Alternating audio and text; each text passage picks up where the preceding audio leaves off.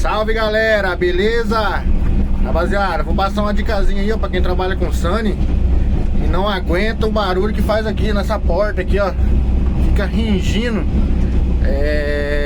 Passa um desengripante aqui, ó. Abre a porta, passa um desengripante aqui, ó, que melhora, ó. Tá vendo? Já tava fazendo um barulho aí. Resolvi passar um desengripante ali e melhorou 90% aí. Às vezes tá movimentando a máquina, né? Tá movimentando a máquina, fica uma ringideira chata aqui, ó. Passa um desengripante aí que resolve aí, ó. Tá vendo? Essa máquina aqui não tá com muitas horas trabalhadas, ó. Tá com 1579 horas e mesmo assim já faz esse barulho. Beleza? Olha aí. Porque é um barulho irritante aí.